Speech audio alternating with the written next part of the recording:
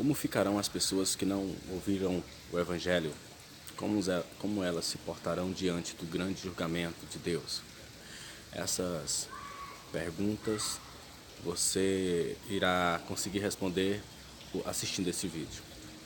Então, há pessoas que a gente conhecemos que, por mais que você tente falar de Deus, ela não abre espaço e se pronuncia até como ateu. Não dá espaço para ouvir Deus. Não dá espaço para ouvir falar de algo miraculoso que aconteceu na vida de pessoas próximas, na sua vida ou na vida de um familiar qualquer. Elas se fecham e dizem que apenas aconteceu porque devia acontecer. Mas, segundo as Escrituras, há um Deus que tanto trabalha e governa o ambiente físico quanto espiritual.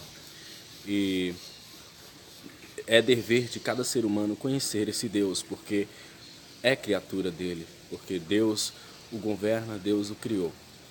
E como se portarão essas pessoas que se limitam na sua ignorância e não querem conhecer Deus? Segundo Romanos 1:17, diz o seguinte: visto que a justiça de Deus se revela no Evangelho, uma justiça que do princípio ao fim é pela fé. Como está escrito, o justo viverá pela fé. Então, o primeiro passo de um ser cristão é conhecer a Deus, e este conhecimento vem pela fé. Que os versículos seguintes vão dizer que o que se pode conhecer de Deus está revelado na natureza, lembrando lá Salmos, né? Então, Deus se revela na natureza. Então, toda criatura que foi feita por Deus, ela tem em si e sobre seu conhecimento físico o saber que foi criada por alguém, não foi obra do acaso. E esse conhecimento é revelado na natureza. Então, o erro, segundo Paulo, na sua carta aos Romanos, a partir do capítulo 1, foi que as pessoas trocaram a glória de Deus, o conhecimento de um Criador, para adorar aquilo que foi criado. Vamos ler, está lá a partir de Romanos 1:19, a gente vai lendo: pois o que de Deus se pode conhecer é evidente entre eles, porque o próprio Deus lhe manifestou.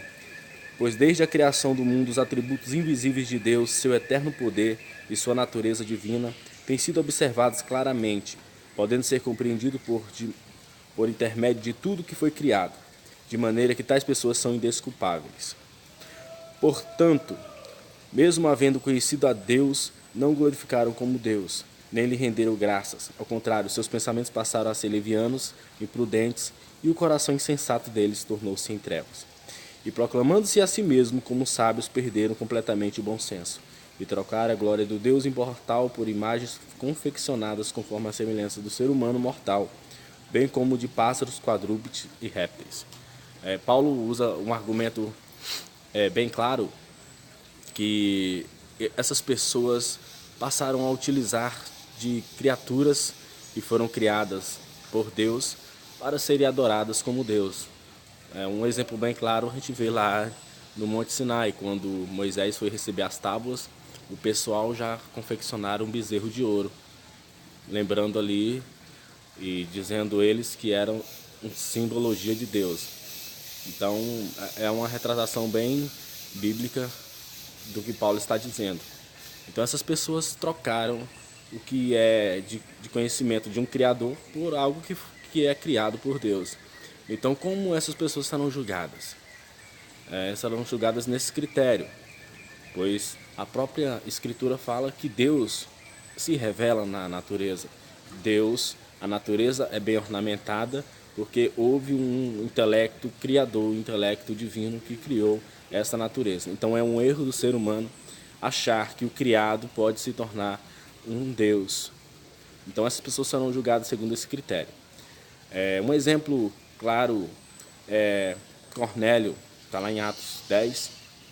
Ele era gentil e ele cultuava Deus. Ele descobriu que as esmolas, a ajuda aos pobres, era algo de dignificar e ajudar as pessoas, e não ele não trocou a forma humana para ser adorada como Deus, e sim se entregou para os seres humanos como um objeto de dignificar a Deus.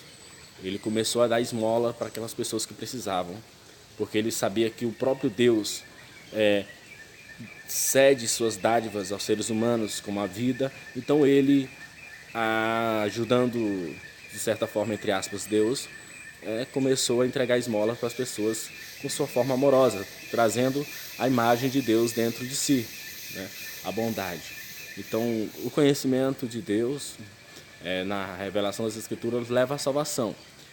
E o conhecimento da natureza, encontrando Deus na natureza, também pode levar à salvação, porque essa pessoa vai procurar o Evangelho, vai procurar uma doutrina que tenha um Criador, e esse Criador é Deus. Esse foi mais um vídeo aí. Se você gostou, curta, comentem e deixem palpites aí para próximos vídeos que eu irei estar gravando.